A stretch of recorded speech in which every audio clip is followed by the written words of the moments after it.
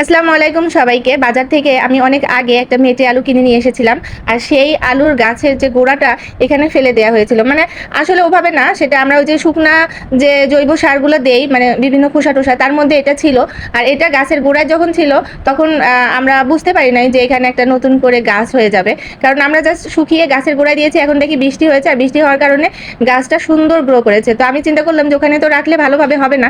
তো এখানে যে আমাদের যে বালির বস্তাগুলো রাখা ছিল, তো আমি এই বালির বস্তার ভিতরে এই গাছটা পুঁতে দিব। কারণ এখন বৃষ্টি পড়ছে, এখন পানি টানি তেমন একটা দিতে হয় না, মোটামুটি পানি দিয়ে গাছগুলো এত সুন্দর সতেজ হয়ে গেছে। তা আমি চিন্তা করতে পারি না, এই যে আমাদের যে কিচেন আছে না, এখানে একটু বিচি টিচি পড়েছিল, এখান থেকে আবার দেখি সরিষার গাছ হয়েছে, অপরাজিতা ফুলের গাছ হয়েছে, বিভিন্ন এখন বৃষ্টির পানি পেয়ে বিভিন্ন চারা গাছগুলো উঠছে। আর এখানে আমি অনেক আগে বিচি লাগিয়েছিলাম, সেই গাছগুলো এখন উপরে উঠে যাচ্ছে। এর আগে আমাকে মমো আপা কিছু এই মেটে আলুর বিচি এনে দিয়েছিল, সেই গাছটা আমি লাগিয়েছি। আজকে দেখেন যে কত উঁচু হয়ে গেছে। আসলে বৃষ্টির পানি হলে গাছগুলো খুব দ্রুত বাড়ে আর সতেজ হয়।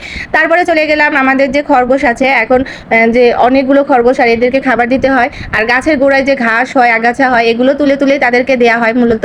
আর তাছাড়া আমরা আলাদাভাবে ঘাসও লাগাই। তারপরে হচ্ছে একটু শাক টাকও লাগাই, যেগুলো ওদেরকে আমরা পরে কেটে কেটে দেই। আর ওই যে শীতকালে যে কিছু লাগিয়েছিলাম বাঁধাকপির পাতা, সেগুলোও দেই। মানে আজকে হচ্ছে আমি একটু ঘাস বেশি উঠানোর চেষ্টা করব, কারণ এই যে বৃষ্টির কারণে অনেক বেশি ঘাস হয়েছে বিভিন্ন গাছের গোড়ায়, আর ওগুলো তুলে এনেই আমি মূলত আজকে খরগোশদেরকে দিব। আর এখন বাচ্চা আর খরগোশ সবগুলো এখন প্রচুর ঘাস আর সবজি খাচ্ছে, যে কারণে আমাকে অনেকগুলো তুলতে হয়েছে, পুরো এক বাকেট হয়ে গেছে। আর ঘাসগুলো তুলে এনে দেখছি অনেক বেশি কাদা, আর বৃষ্টির কারণে এই কাদাগুলো একটু বেশি হয়েছে, গাছের গোড়া থেকে উঠাতে যে একদম নরম হয়ে গেছে। তো এগুলোকে একটু বেশি পানি দিয়ে ধোয়ার চেষ্টা করছি, কারণ এইসব জিনিস একদম খরগোশকে নিয়ে দিলে ওরা ঠিক মতো খেতে পারবে না। আর কাদা তো ওদের হয়তো বা একটু ইফেক্টও হতে পারে, বিভিন্ন রকম জীবাণু সংক্রমণও হতে পারে। তাই ভালো করে বেশি করে পানি দিয়ে ধুয়ে ক্লিন করে তারপরে এটা বাসায় নিয়ে গেছি।